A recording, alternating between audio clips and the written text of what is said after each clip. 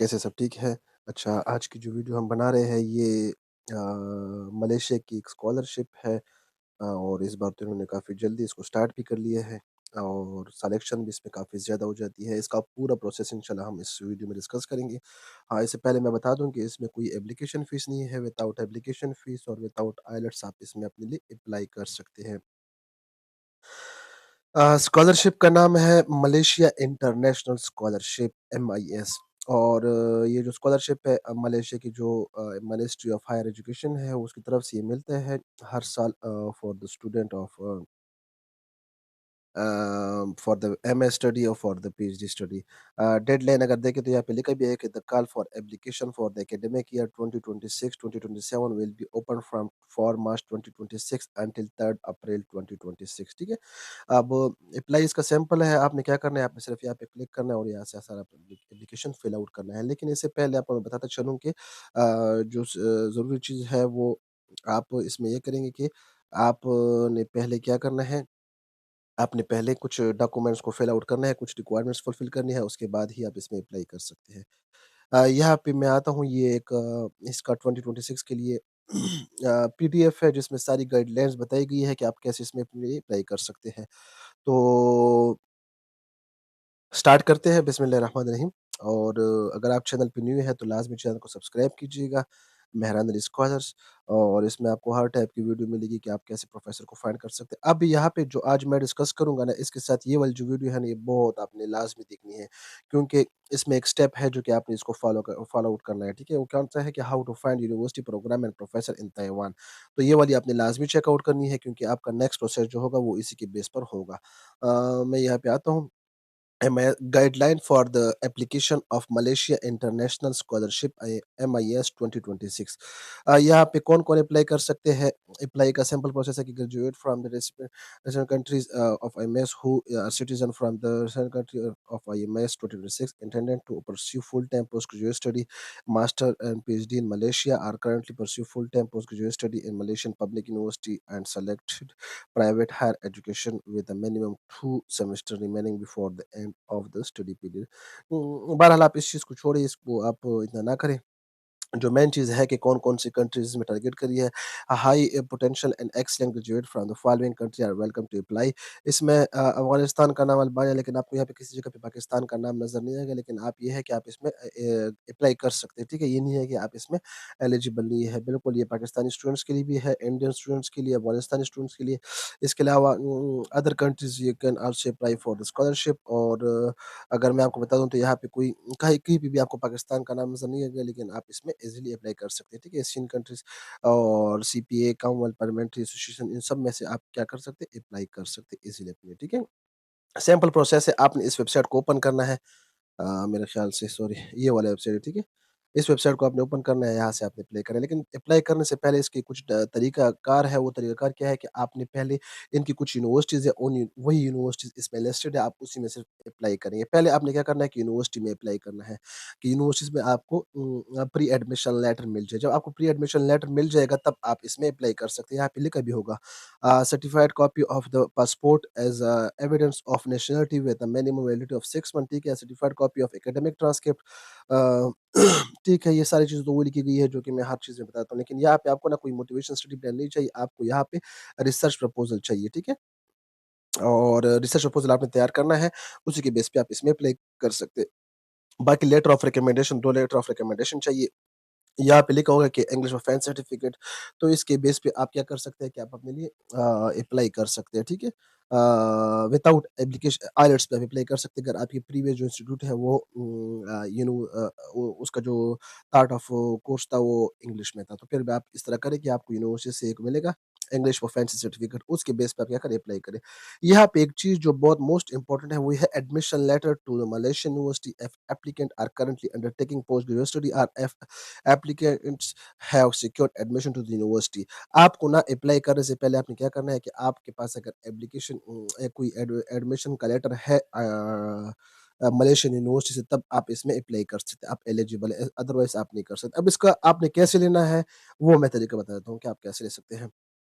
बाकी यहाँ पे ऐज वगैरह बताया गया है, ये आप लोग खुद स्टडी कीजिएगा। ऐज में ये है कि मास्टर के लिए अप्लाई कर रहे हैं तो मोर देन 40 से ना हो और पीएचडी के लिए आपकी 45 से अबव ऐज ना हो, तो आप इसमें क्या करें कर सकते हैं। Possess good academic qualification master applicant obtain CGPA 3 और पीएचडी वाले अगर कर रहे हैं तो उसकी भी 3 से अबव की सीजीपीए हो तो वो अप्लाई कर सकते हैं। गुड प्रोफिशिएंसी ऑफ इंग्लिश अगर आइलेट्स बैंड जो है 6 बैंड हो या हायर इससे अलावा।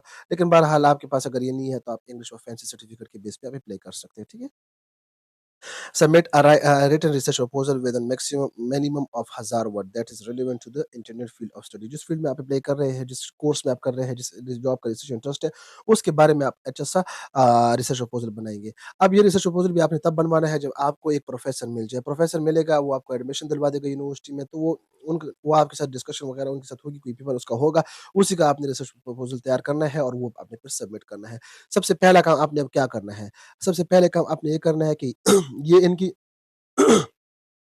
कुछ यूनिवर्सिटी है जो कि एमआईएस को सपोर्ट कर रही है, ठीक है? पब्लिक यूनिवर्सिटीज़ हैं ये सारे नाम यहाँ पे यूटीएम है, यूएसएम है, यूपीएम है, यूआईटीएम है, इसके अलावा आईआईयूएम है और इसके अलावा यूयूएम है, यूकेएम है, यूटीएचएम है, यूटीईएम है, यूएसआईएम है, यूपीएसआई सारे मतलब ये टोटल यूनिवर्सिटी जो है पब्लिक यूनिवर्सिटी जो है जिसकी एप्लीकेशन फीस भी नहीं होगी वो 20 है, ठीक है? इसके अलावा प्राइवेट यूनिवर्सिटीज़ है तो प्राइवेट के डेफिनिटली आपको पता है फिर एप्लीकेशन फीस तो होता है, तो वो कौन-सी है? ये 4 यूनिवर्सिटी जो है ये प्राइवेट इंस्टीट्यूट है जो कि एमआईएस को सपोर्ट कर रही है और आप इसके बेस पे कर सकते हैं। अब आपका सबसे पहला स्टेप आपका क्या होना चाहिए कि आपने इन यूनिवर्सिटीज़ में जाना है, यहाँ पे आपने प्रोफ़ेसर को फाइंड आउट करना है। मैंने पहले आपको बता दिया कि आप पहले ये वाली वीडियो देखें, तो इससे आपको तरीका समझ आ जाएगा कि मैं अपने लिए प्रोफ़ेसर को कैसे फाइंड कर सकता हूँ, उसके साथ कैसे कॉन्टैक्ट कर सकता हूँ, कैसे मुझे एक्सेप्टेंस लेटर मिलेगा। तो आप यहाँ से देखेंगे, यहाँ से आपको सारी चीज़ समझ आ जाएगी। अब आपने करना क्या है कि आपने यहाँ पे आना है और यहाँ पे फॉर एग्ज़ाम्पल मैं इस यूनिवर्सिटी को सर्च आउट करता हूँ, ठीक है? ये मैंने कॉपी किया, यहाँ पे मैं आता हूँ, इसको मैं पेस्ट करता हूँ। ये वाली यूनिवर्सिटी है, ठीक है? यूजीसी स्कॉलरशिप एप्लीकेशन अ ठीक है।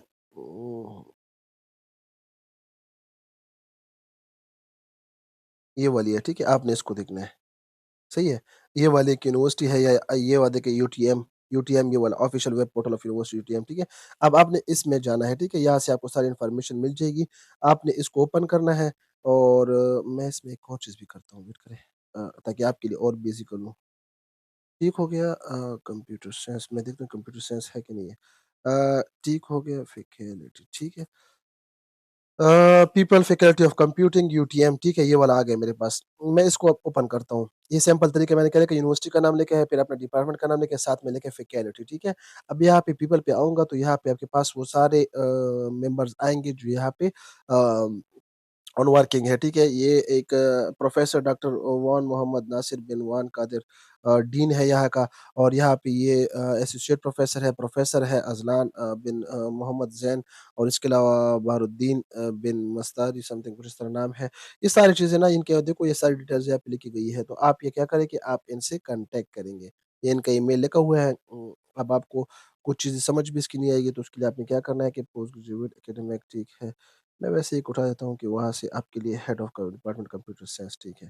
इसको ना मैं वैसे क्लिक करता हूँ कि अच्छा मैंने ये ना ये कॉपी कर दिया इस बंदे का, इस प्रोफ़ेसर का। मैं ये इसको ओपन कर लेता हूँ।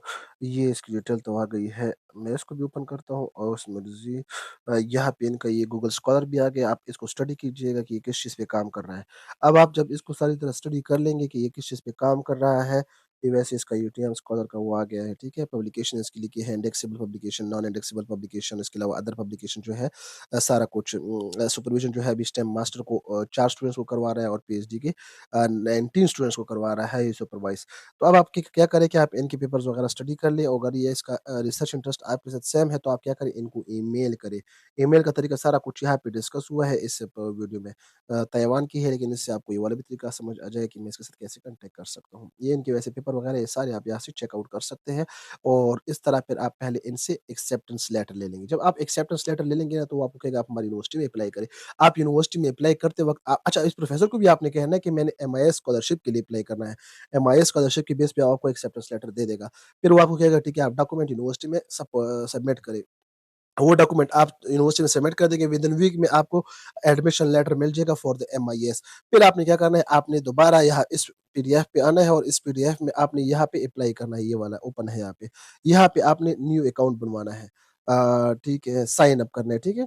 साइन अप करके आपने यहाँ पे अपने अकाउंट बनवा के आपने क्या करना है, फर्दर प्रोसीड करना है, ये वाले डॉक्यूमेंट्स आपने अब यहाँ पे आपने क्या करना है कि आपने ये डॉक्यूमेंट्स वगैरह सारे अपलोड करने हैं। जब तक आपके पास ये वाला ऑप्शन ना हो, तो तब आप इसमें अप्लाई नहीं कर सकते हैं। सबसे पहले आपने ये चीज़ लाज़मी करनी है। जो चीज़ ये रिसर्च प्रपोज़ल भी आपने तैयार करना है, ये भी अपने प्रोफ़ेसर से डिस्कस करके ही बनवाना है। जब वहाँ से ही आपको एडमिशन मिलेगा, तभी आप जाके MIS में अप्लाई कर सकते हैं, अदरवाइज़ आपका इसमें सिलेक्शन नहीं हो सकता। तो ये सिंपल प्रोसेस है। अच्छा, इसके अलावा अगर कुछ और चीज़ इसमें है, मैं बता देता हूँ कि अगर बेनिफिट्स की बात करें, तो बेनिफिट्स में ये है कि ट्यूशन फीस आपका पूरे MS का या PhD का बिल्कुल फ्री होगा। वो आपके लिए मिनिस्ट्री ऑफ जो एजुकेशन इसकी है, वो ही पे करेगी। इसके अलावा मंथली स्टाइपेंड आपको 1500 रिंगिट्स पर मंथ आपको मिलेगा। 1 रिंगिट आपको पता है कि कितने का है, वैसे आप चेक भी कर सकते हैं। अ,